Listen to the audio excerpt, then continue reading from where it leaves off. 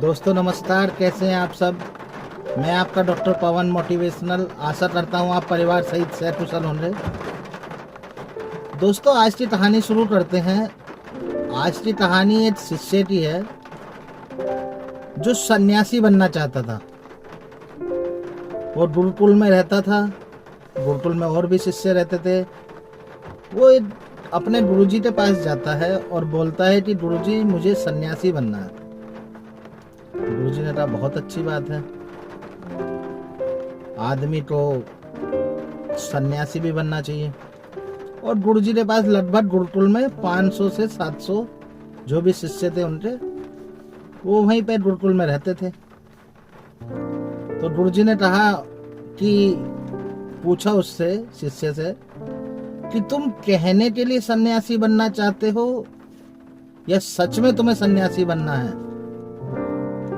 तो इस बात में उसमें शिष्य ने कहा कि नहीं गुरुजी, मुझे गंभीर सन्यासी बनना है और सच्ची में सन्यासी बनना है। तो गुरुजी उसे बोलते हैं कि ठीक है, आज तुम पहली और आखिरी बार मुझसे मिल रहे हो, मुझसे तभी मिलने मत आना। आज तुम मुझसे पहली और आखिरी बार मिल रहे हो, मुझसे तभी मिलने मत आना। और इस गुरुकुल में जितने भी शिष्य हैं उन सब के लिए तुम्हें सिर्फ चावल कूटने का काम करना है। और कभी भविष्य में जरूरत हुई, कभी भविष्य में मतलब मुझे लगा कि मैं तुमसे मिलना है तो मैं तुम्हारे पास आऊंगा। तुम कभी भी ताउम्र मेरे पास मत आना। शिष्य तो बहुत वो लगा कि यार ये क्या बोल रहे हैं गुरुजी, लेकिन आखिर शिष्य है, गुरु ने बोला तो ठीक है। उनकी कई बात शर्मा थे। तो वो पूछता है कि कहाँ पर गुरुजी, कहाँ पर मैं चावल मतलब कूटने हैं मुझे। तो गुरुजी ने एक उसे कमरा दिखा दिया जो मध्यम मतलब डिम लाइट थी उसकी, मतलब थोड़ा हल्का अंधेरा था, और उसे बोल दिया कि यहाँ पे आपको चावल कूटने हैं बस, और कोई काम नहीं करना। अब वो शिष्य चावल कूटने का काम कर देता है। सुबह से उठता है, अपना जो भी दिनचर्या होती है वो करने के बाद चावल कूटने लगता है। चावल कूटता है, कूटते कूटते थक जाता है, फिर सो जाता है, फिर उठता है, फिर चावल कूटता है, फिर थक जाता है, फिर सो जाता है। मतलब ऐसे करते उसकी दिनचर्या चलने लगी। धीरे धीरे धीरे धीरे दिन गुजरने लगे। दिन अपना हफ्ते, 10 दिन, 15 दिन, महीना, 2 महीना, साल, 2 साल, 4 साल, 5 साल, ऐसे ही वो चावल कूटता रहा और उसकी दिनचर्या में ये शुमार हो गया। और उसने लगभग 12 वर्ष चावल कूटने में ही बिता दिए, जब तक कोई भी डिस्टरबेंस या कोई भी व्यवधान गुरुजी की तरफ से या किसी की तरफ से उसे नहीं हुआ। जब उसे 12 साल हो रहे चावल कूटते हुए, तो एक दिन गुरुजी ने अनाउंसमेंट करी अपने गुरुकुल में, सबको बताया कि अब मेरा देह त्यागने का समय आ गया है नज़दीक और मैं अब देह त्यागना चाहता हूँ। सभी सन्यासी दुखी हुए बहुत ज़्यादा। और सन्यासी जी ने बोला, गुरुजी ने बोला कि मेरी जैसे ही मैं देह त्यागूंगा मतलब तो मैं अपना उत्तराधिकारी घोषित करूंगा। सभी सन्यासी दुखी भी थे, लेकिन फिर खुश हुए कि चलो हम में से किसी को मौका मिलेगा उत्तराधिकारी गुरुजी का बनने का। फिर क्या होता है, गुरुजी बोलते हैं कि आज रात, आधी रात में कोई भी मेरी दीवार पर, कमरे की जो दीवार है उस पर कोई भी 4 लाइन अपनी, जो भी अपने विवेक से जो भी तुमने शास्त्रों में पढ़ी है, शास्त्रों में देखी है, सुनी है, वो 4 लाइनें मेरे जो कमरा है उसकी दीवार पर लिखकर चला जाए। लेकिन वो ही 4 लाइनें लिखे जो उसने सीखी है, किसी की नकल ना करे, जो भी 4 लाइनें लिखी हैं। अब सभी शिष्य थोड़ा सा कि यार हम क्या लिखेंगे, तो अपना हर शिष्य अपना अपना सोचता है कि यार हम अब से में क्या लिखें। फिर क्या होता है, एक शिष्य उस पर दीवार पर 4 लाइनें लिखकर चला जाता है और भाग जाता है रात को ही, और अपने बाकी शिष्यों को, दोस्तों को मतलब बोल कर जाता है कि यदि गुरुजी जब उठे सुबह सोकर, यदि गुरुजी को वो लाइनें पसंद आ जाएं तो मुझे बुला लेना, अन्यथा मुझे बताना भी मत मैं कहाँ जा रहा हूँ या कहाँ छिपा हुआ हूँ या क्या हूँ। सभी शिष्य भी कहने लगे चलो ठीक है भाई देखते हैं। तो उसने दीवार पे क्या लिखा था कि मन एक दर्पण की तरह है, मन एक दर्पण की तरह है जिस पर धूल जम जाती है, धूल को साफ कर दो तो धर्म उपलब्ध हो जाता है। मन एक दर्पण की तरह है जिस पर धूल जम जाती है, उस धूल को साफ कर दो तो हमें धर्म उपलब्ध हो जाता है। अब धूल को साफ कर दो और हमें धर्म उपलब्ध हो जाता है, और धूल को साफ कर दो हमें सत्य का अनुभव हो जाता है। ये उसने ऐसे करके 4 लाइनें लिख दी।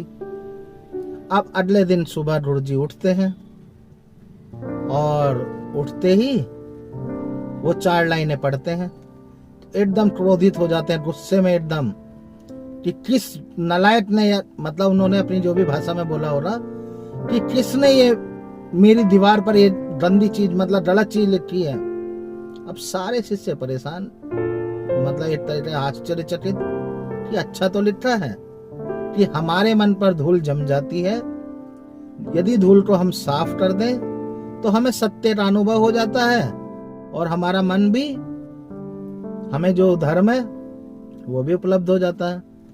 लेकिन जब गुरुजी को पसंद नहीं आई तो उन्हें भी थोड़ा सा शिष्यों को नहीं पसंद आई। फिर तो बोलते हैं उसे बुला कर लाओ जिसने ये लिखा है, ढूंढो उसे कौन है। अब सारे शिष्य चुप, अब उन्हें कोई वो नहीं था कि क्या करना है अब, लेकिन जब गुरुजी ने बोला है तो करना तो पड़ेगा ही। तो धीरे धीरे वो अपने ढूंढते हुए जाते हैं उसे। तो रास्ते में जब वो जाते रहते हैं तो उसकी कुटिया पड़ती है, उसका कमरा पड़ता है, जो सन्यासी वो बनने के लिए चावल कूटने का काम कर रहा 12 सालों से। तो वो उससे बोलते हैं कि भाई ऐसे ऐसे बात है, और मतलब वो पूछता है कि क्या चल रहा है, कैसा है, क्या है, कि ऐसे ऐसे आज गुरुजी बड़े गुस्से में है और उन्होंने ऐसे ऐसे बोला था कि मैं देह त्याग दूंगा, और तो कोई भी मेरे दरवाजे के बाहर दीवार पे 4 लाइनें लिख जाए। तो एक बंदे ने ऐसे ऐसे लाइनें लिख दी हैं। तो अब वो बोलता है तो इसमें तो कोई बुराई नहीं है। कह रहे हाँ हम भी ये कह रहे हैं, लेकिन गुरुजी को पसंद नहीं आई है। तो कहता मैं लिखूं क्या, मतलब मैं बताऊं कुछ। कह रहे तू क्या बताएगा, तू तो 12 साल से चावल कूट रहा है, हम शास्त्र पढ़े हुए हैं। मतलब उन्होंने थोड़ा घमंडू लहजे, अहंकारी लहजे में बोला, तू क्या लिखेगा या तू क्या बताएगा, तुझे क्या ज्ञान है, हम शास्त्र पढ़ रहे हैं 12 साल से और तू चावल ही कूट रहा है, तुझे क्या ज्ञान हो रहा। अब वो थोड़ा मुस्कुराया, चलो मैं लिख नहीं सकता लेकिन बता देता हूँ, तुम तो लिख दो रे। तो उन्होंने अनमने मन से सोचा कि चल सुन लेते हैं, हाँ बोलो क्या लिखो रे। तो उसने बताया कि ना कोई दर्पण, कैसा दर्पण कैसी धूल। उसने बोला कि कैसा दर्पण कैसी धूल, ना कोई दर्पण ना कोई धूल, और जो इसे जान लेता है उसे सत्य उपलब्ध हो जाता है। जो इसे जान लेता है उसे सत्य उपलब्ध हो जाता है कि कैसा दर्पण कैसी धूल, और ना कोई दर्पण ना कोई धूल। तो अब वो उसे लिख आते हैं वहां पे जाते। लेकिन फिर गुरुजी 12 साल बाद, क्योंकि उन्हें उत्तराधिकारी घोषित करना था, अपनी देह त्यागनी थी, तो उस चावल कूटने वाले अपने शिष्य के पास जाते हैं और उसके पास जाकर बोलते हैं कि तुम्हारा क्या विचार है इस बारे में, अपना ज्ञान बताओ, क्या मिला तुम्हें। अच्छा, तो बोलता, गुरु जी मेरे तो दिमाग में 12 साल से मैं चावल कूट रहा हूँ, कोई काम ही नहीं है। शुरू में तो इधर उधर के विचार आते भी थे, 2-4-6 महीने, साल भर, फिर उसके बाद ना तो कोई विचार आया ना ही कुछ आया। मैं तो बिल्कुल, आप जानते, कोरा कागज की तरह हूँ, लिखना भी भूल गया। हाँ, बोल सकता हूँ थोड़ा बहुत, जो भी है। कह रहे अच्छा बोलो। तो उसने वही बातें फिर बोल दी गुरु जी से भी, कि कैसा दर्पण कैसी धूल, ना कोई दर्पण ना कोई धूल। अब गुरु जी बड़े प्रसन्न हुए उससे और उससे बोलते हैं कि तू कल सुबह इस आश्रम से भाग जाना, कल सुबह इस आश्रम से चले जाना यहाँ से। वो पूछता है क्यों गुरु जी, वरना ये जितने भी मेरे शिष्य हैं ना, तुझे जीने नहीं देंगे। मेरा उत्तराधिकारी तू ही है और तू ही रहेगा। तो कहने का मतलब ये है कि एक बार ऐसी गौतम बुद्ध ने अपने एक शिष्य को भी यही ज्ञान दिया था कि जीवन में सत्य और धर्म जब ही उपलब्ध होता है जब तुम बिल्कुल कोरा कागज रहो। कुछ भी तुम्हारे मन में द्वेष भावना, ईर्ष्या, जलन नामक चीजें बिल्कुल आपके अंदर से नष्ट हो चुकी हो। तो कहानी से यही सीख मिलती है दोस्तों कि यदि आपको किसी भी परम ज्ञान की प्राप्ति करनी है, बुद्धत्व की प्राप्ति करनी है, तो आपको अपने आप को बिल्कुल, मतलब ये मान लो कि आपके अंदर कोई भी मोह माया, द्वेष, जलन, ईर्ष्या कुछ भी नहीं होना चाहिए। धन्यवाद।